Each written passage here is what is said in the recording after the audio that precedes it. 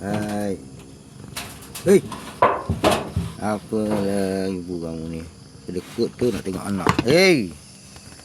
Aku darah tangan aku tak bagi makan kamu. Ha.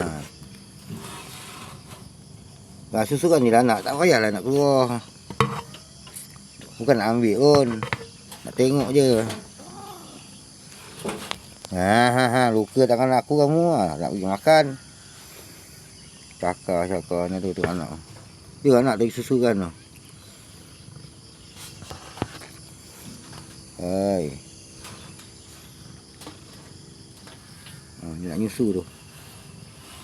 Susukan anak kamu dan cucu kamu tu. Tu dia nak main lah. Nampak